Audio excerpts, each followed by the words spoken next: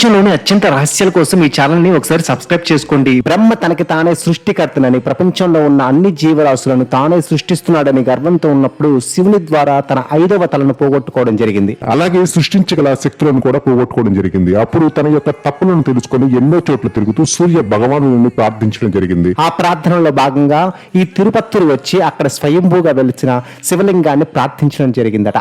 అంతేకాకుండా దగ్గరలో ఉన్న కోనేరు నుంచి నీళ్లు తీసుకుని వచ్చి అభిషేకించడం జరిగింది. అందువలన ఈ తీర్థాన్ని బ్రహ్మతీర్థం అంటారు. ఈ విధంగా తను పూజించిన తర్వాత బ్రహ్మదేవుని ప్రార్థనలను మెచ్చుకున్న శివుడు అమ్మవారితో సహా ఇక్కడ దర్శనమిచ్చి తనని తాను యొక్క పాప విముక్తిగా గావించి అలాగే మరలా సృష్టించగల శక్తులను బ్రహ్మదేవునికి తిరిగి అప్పగించడం జరిగిందట. అందువలన ఇక్కడ శివుణ్ణి బ్రహ్మపురీశ్వరునిగా పిలవడం జరుగుతుంది. అలా బ్రహ్మ పురీశ్వరుడిని ప్రార్థించి బ్రహ్మ సొంతంగా తన తలరాతను తాను మార్చుకున్నాడు. అందువలన ఇక్కడ శివుడు బ్రహ్మకి ఒక వరం ఇవ్వడం జరిగింది. ఆ వరం ఏమిటంటే, ఎవరైతే తన తలరాత బాగోలేదని బాధపడుతుంటారో వాళ్ళు వచ్చి దర్శనించినట్లయితే వాళ్ళ బాధలన్నీ తొలగిపోతాయి. అలాగే వాళ్ళ తలరాత కూడా మారుతుందని స్థల పురాణంలో చెప్పబడింది. కాబట్టి ఎవరైతే వాళ్ళ తలరాత మారాలనుకుంటున్నారో, వాళ్ళ జీవితంలో టర్నింగ్ పాయింట్ రావాలని కోరుకుంటున్నారో అలాంటి వాళ్ళు తప్పకుండా ఈ ఆలయాన్ని దర్శించాలని గురువులు బోధకులు తెలియజేస్తున్నారు.